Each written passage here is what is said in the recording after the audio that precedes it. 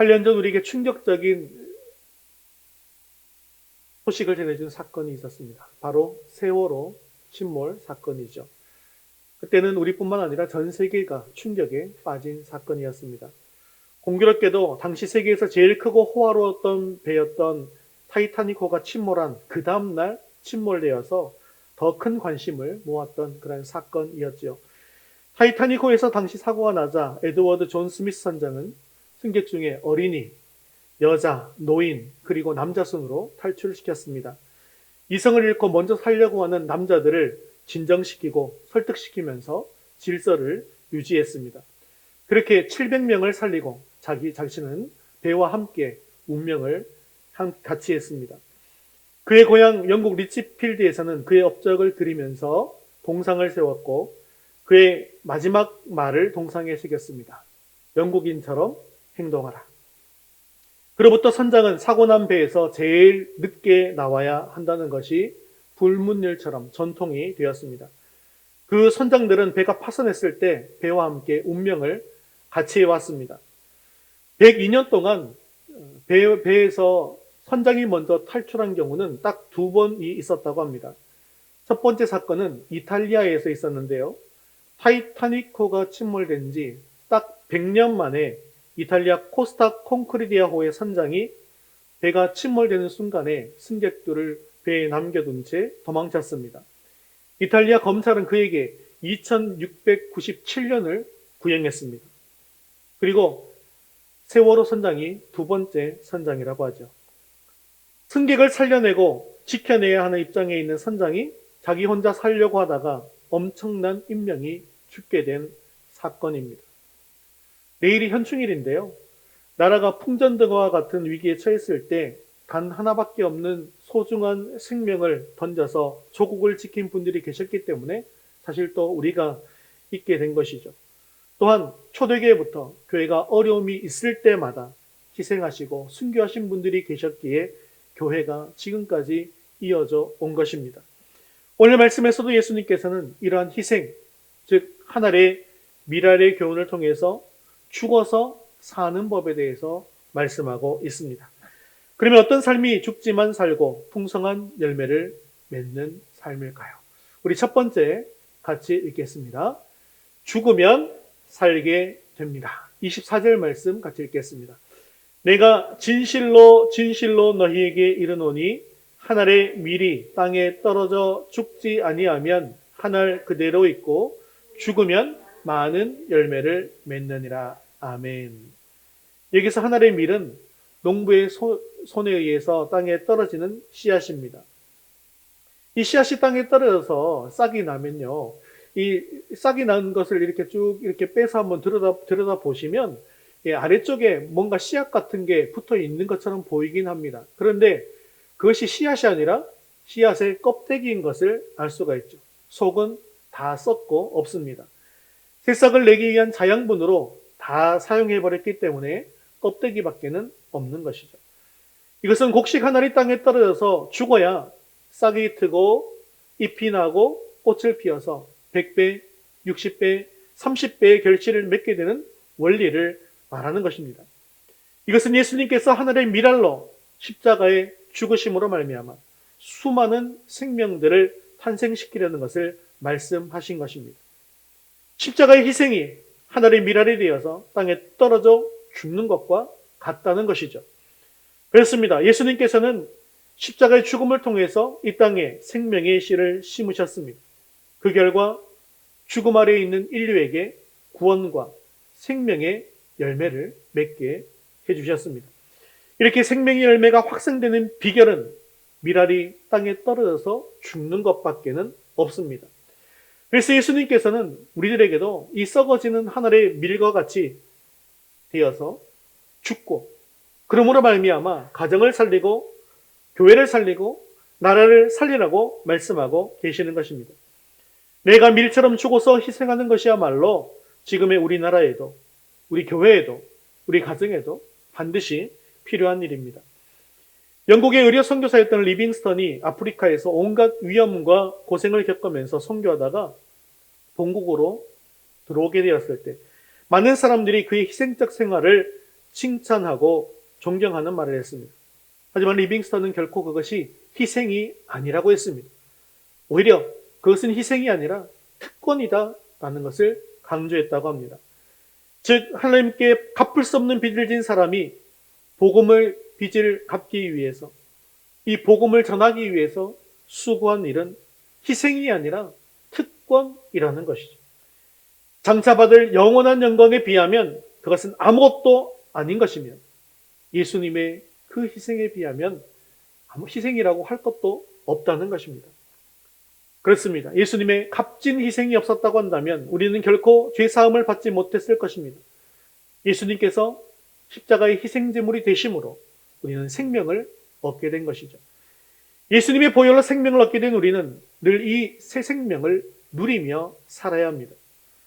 예수님의 값진 희생인 십자가를 자랑하며 살아야 하는 것이죠. 또한 썩어지는 밀알처럼 희생을 실천하신 예수님의 뒤를 따르는 제자가 되어서 우리 역시 희생적인 삶을 살아야 합니다. 그런데 예수님께서는요, 자신이 이 땅에 오셔서 생명을 주신 이유에 대해서 또한 이렇게 말씀하신 적이 있습니다. 우리 요한복음 10장 10절 하반절 말씀 같이 읽겠습니다. 내가 온 것은 양으로 생명을 얻게 하고 더 풍성히 얻게 하려는 것이라. 아멘. 주님께서 희생하신 이유는 생명을 얻게 하는 것도 이유가 되지만 또 어떤 이유도 있다는 거예요? 더 풍성히 얻게 하려는 것이라는 것이죠. 그렇습니다. 내가 희생해서 많은 사람이 산다면 희생할 수 있어야 합니다. 내 자신이 죽어져서 가정이나 교회가 화평할 수 있다면 그렇게 해야 합니다. 내가 희생하는 모습 속에서 교회가 바르게 성장한다면 반드시 그렇게 해야 합니다. 우리가 희생할 때 생명을 얻을 뿐만 아니라 또한 어떻게 해요? 풍성하게 얻게 할 수 있기 때문입니다. 이렇게 더욱더 풍성한 삶을 얻을 수 있기에 희생은 하나님의 자녀들에게 있어서도 특권이다라는 사실을 기억할 수 있기를 바랍니다. 사랑하는 성도 여러분, 오늘 예수님의 말씀은 다르게 말하면 죽어서 사는 법을 이야기하고 있는 것입니다. 예수님의 이 말씀은 역설적인 진리입니다. 이 말씀은 일반적인 사고의 방식으로는 절대 이해할 수가 없지요. 죽었는데 어떻게 산다는 말입니까? 그런데도 예수님은 또 마태복음 23장 12절에 이렇게 말씀하시기도 했습니다. 같이 읽겠습니다.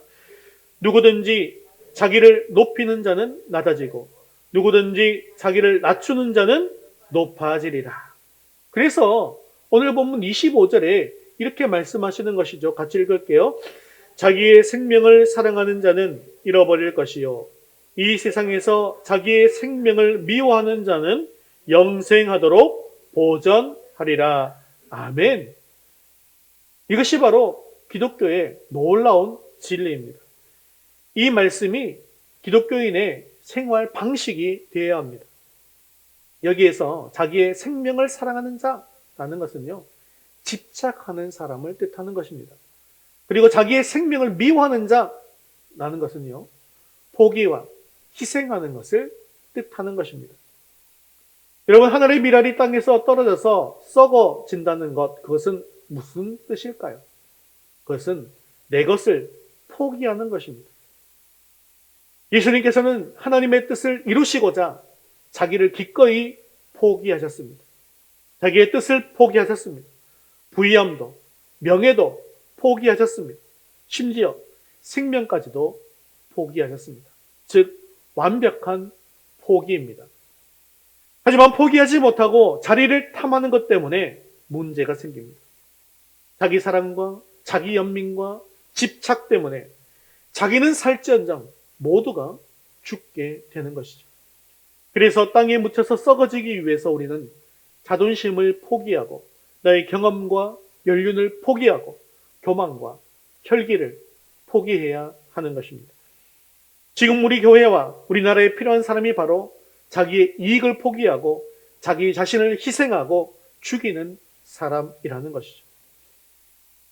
우리 교회를 살리고 우리나라를 살리는 사람이 바로 이런 사람입니다. 하나님의 미라는 그 자체로는 아무런 일이 일어나지 않습니다. 하지만 그것이 땅에 떨어져서 죽어 희생하게 되면 엄청난 일이 벌어집니다. 죽어서 사는 일이 열립니다. 보통 세상 사람들은 그것을 이해할 수 없습니다. 서로 자기만 살려고 악다구니를 쓰고 있습니다. 하지만 그리스도인은 죽어서 사는 법을 배워야 합니다. 그러므로 말미암아 이 땅 가운데 선한 영향력을 끼칠 수 있어야 합니다. 사랑하는 성도 여러분, 교회에서 필요한 것에 자기의 희생을 드리시기를 바랍니다. 또한 성도들과의 관계 속에서도 내 성질을 조금만 죽이고 희생하시기를 바랍니다. 내가 희생해서 많은 사람이 살 수 있다면 희생할 수 있어야 합니다. 나라에서는 지도자가 죽어야 나라가 살게 되는 것이죠. 그래서요, 이번에 새롭게 취임한 대통령과 정부 그리고 정치인들, 또 이번에 새롭게 선출된 지방선거 때 선출된 일꾼들이 있지 않습니까? 이들이 자기 자신은 죽게 하시고 나라와 민족을 위해서 살게 하옵소서라고 강력하게 기도해 주시기를 바랍니다. 리더가 죽으면 공동체가 살아납니다. 내 성질이 죽고 내 이익이 죽어서 가정이 화평하고 아름답게 되어진다면 그렇게 해야 합니다. 내가 사랑으로 희생하는 모습 속에서 교회가 아름답고 화평스럽게 성장한다면 그렇게 해야 합니다. 내가 희생해서 나라가 살 수 있다면 그렇게 해야 합니다. 이렇게 죽어야 사는 진리는 하나님께서 하나님의 백성들과 함께 일하시는 원리입니다. 또한 죄의 노예로 사는 죄인이 구원받게 되어서 새 생명을 얻어 하나님의 백성으로서 이 땅을 살아가는 원리입니다. 모세가 하나님께 쓰임받을 때에는 옛자가 죽은 때인 80이 넘어서입니다. 약은 꾀와 술수로 세상을 살던 야곱이 하나님께 용납될 때는 야복강에서 다리가 부러져 하나님 앞에 무릎 꿇고 자기의 모든 술수와 능력을 포기할 때였습니다. 모든 하나님의 사람은 자기 자신이 죽고 자기의 죄가 죽는 경험을 하고 나서야 하나님께 쓰임을 받습니다. 사도 바울은 나는 날마다 죽노라 라는 고백을 했는데요. 그가 그렇게 고백을 한 것은 죽는 것이 좋아서가 아닙니다. 믿음으로 살려고, 믿음 안에서 살려고 날마다 애를 쓰고 발부둥 쳤기 때문이라는 것이죠. 그래서 날마다 죽은 것입니다. 여러분, 살기를 원하십니까? 그렇다면 죽을 수 있기를 바랍니다. 나의 고집과 못된 성격과 악습관이 죽지 않으면 직장 생활도 쉽지 않고 가정 생활도 쉽지 않고 심지어는 교회 생활까지도 쉽지가 않습니다. 직장에서 자기 주장만 내세워서는 직장 생활을 제대로 할 수가 없는 것이죠. 직장에서 자기 주장을 내세우려면 직장 상사가 내 말을 들어주든지 아니면 내가 그 직장을 떠나야만 하는 것입니다. 가정에서 자기 고집만 내세워서는 남편과 아내가 그리고 부모와 자식이 함께 살 수가 없습니다. 그 가운데 속병이 생기다가 만일에 폭발하면 가정이 무너지게 됩니다. 나를 죽여야 가정 생활이 행복해지고 교회 생활이 행복해지고 직장 생활이 행복해지는 것이죠. 이제 우리도 사도 바울과 같이 매일 죽는 삶을 살 수 있기를 바랍니다.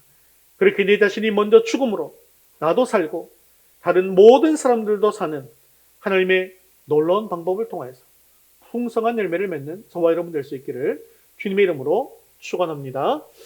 두 번째 같이 읽겠습니다. 죽어야 사는 신앙은 섬김입니다. 우리 26절 말씀 같이 읽겠습니다. 사람이 나를 섬기려면 나를 따르라.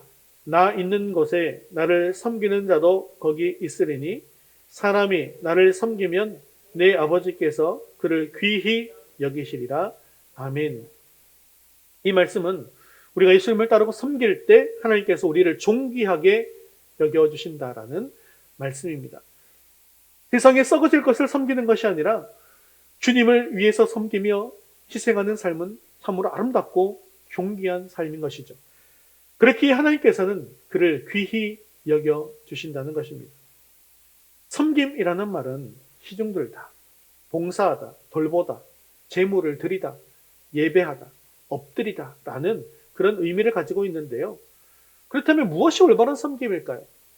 가장 먼저 올바른 섬김은요, 바로 주님께 올바로 예배를 드리는 것입니다.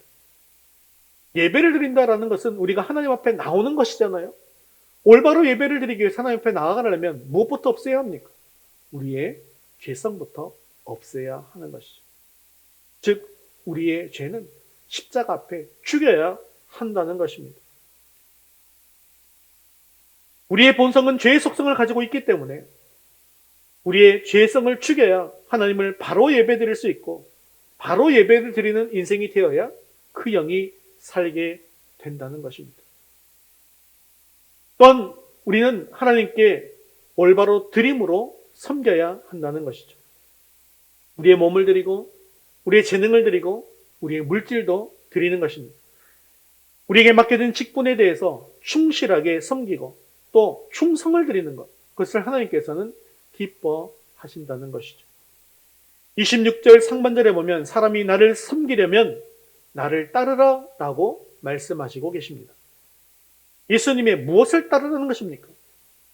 예수님의 십자가의 길을 따르라는 것입니다. 주님께서는 우리 인간을 섬기시려고 이 땅에 오셔서 십자가의 길을 가셨지만 요즘 사람들은 좀처럼 섬기려고 하지를 않습니다. 심지어는 성도들조차도 섬기는 것을 주저하는 경우가 있다는 것이죠.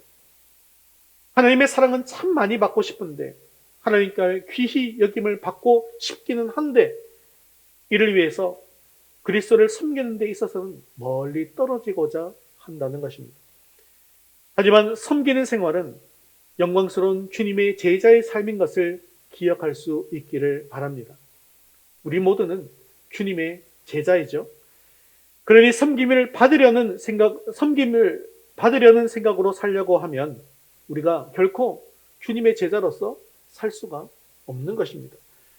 예수님은 섬기는 자의 본을 친히 보여주셨습니다. 누가 크냐라는 제자들의 다툼이 있은 후에 다락방에서 친히 겉옷을 벗으시고 수건을 허리에 동이신 후에 대야에 물을 담아서 제자들의 발을 씻겨 주셨습니다. 유대인들의 신발은요 샌들 모양이기 때문에, 그리고 바닥은 흙바닥이잖아요. 그래서 바깥에서 들어오면 발이 굉장히 지저분하고 더러워져 있었습니다. 그래서 집집마다 문 앞에 물통을 놓고 종들이 주인과 손님들의 발을 씻겨 주는 것이었죠. 즉 종이 주인과 손님의 발을 씻기는 것이 전통입니다. 그런데 주님이 손수 물과 수건을 준비하시고 친히 종이 되셔서 제자들의 발을 씻겨주심으로 섬김의 원리가 무엇인지를 친히 가르쳐 주셨습니다. 우리도 이와 같이 주님의 섬김의 본을 받아야 합니다. 서로 섬기는 종의 자세로 모인 곳에는 진정한 화평이 있습니다. 우리가 기억해야 할 것은요, 섬김의 권위는 하나님께서 주신 거라는 거예요. 그리고 남을 지배하는 권위는요, 마귀가 주는 것이라는 거죠. 그렇기 때문에 남을 지배하려고 할 때 문제가 발생하고 남을 섬기게 될 때 모든 문제가 해결되고 화평이 찾아오게 된다는 것입니다. 우리 옛날 얘기에 섬김에 대해서 이런 이야기가 있습니다. 옛날 시어머니가 너무나 고약하게 굴어서 정말 도무지 견딜 수 없었던 며느리가 있었습니다.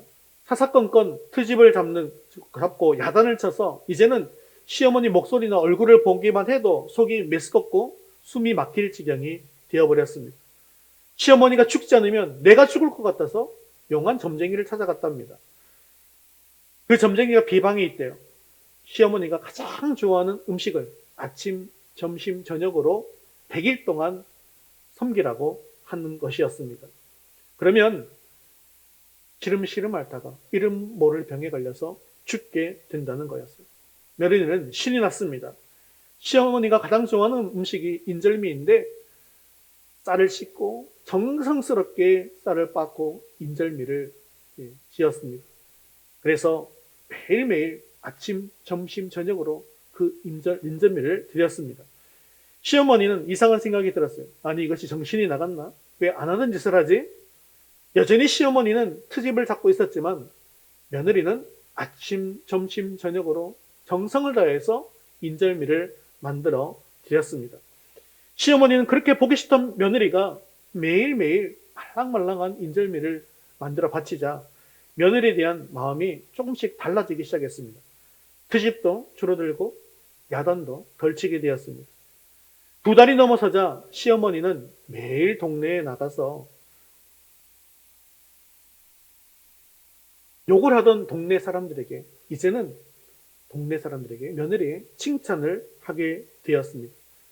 3달이 다 되어 가자 며느리는 이제는 칭찬하고 웃음으로 대해주는 시어머니께서 혹시나 돌아가실까봐 덜컥 겁이 났습니다. 혹시나 이렇게 좋은 시어머니가 돌아가시면 어떨까? 어떡하지? 그래서 자기가 가지고 있는 모든 돈을 다 싸질머지고 다시 그 점쟁이를 찾아갔습니다. 내가 잘못했으니 시어머니가 돌아가지 않는 방법을 알려주세요. 그러면 내가 이 돈을 몽땅 다 드리겠습니다. 라고 하면서 눈물을 흘렸습니다. 그때 그 점쟁이가 이렇게 얘기했답니다. 고약한 시어머니는 죽었지? 여러분 혹시 미운 사람이 있습니까?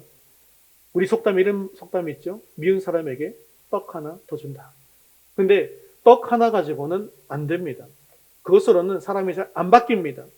이 며느리처럼 자신을 죽이고 100일 정도 섬겨보시기를 바랍니다. 그러면 그 미운 사람은 죽고 사랑이 넘치는 사람이 내 앞에 있게 될 것입니다. 누군가가 나를 미워하면 우리 주님의 사랑으로 섬기십시오. 그리고 죽으십시오. 그러므로 말미암아 다른 이들도 살리고 또 풍성한 열매를 얻게 되어 하나님께 귀히 여김을 받는 저와 여러분 될 수 있기를 주님의 이름으로 축원합니다. 말씀을 맺겠습니다. 예수 그리스도께서 십자가에서 흘리신 피로 인해서 우리는 살게 되었습니다. 이처럼 누군가가 살려면 누군가는 죽어야 합니다. 주님께서는 내가 진실로 너희에게 이르노니 하늘의 밀이 땅에 떨어져 죽지 아니하면 하늘 그대로 있고 죽으면 많은 열매를 맺느니라 라고 말씀하셨습니다.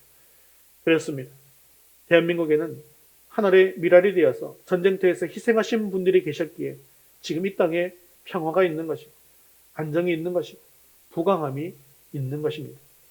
희생하고 죽으면 산다는 하나님의 나라의 법칙을 기억하면서 내가 죽음으로 예수 그리스도가 살고 나라가 살고 우리 교회가 살고 우리 가정이 살고 또한 우리 여러분의 주변의 모든 사람들을 살릴 수 있는 저와 여러분 될 수 있기를 주님의 이름으로 축원합니다.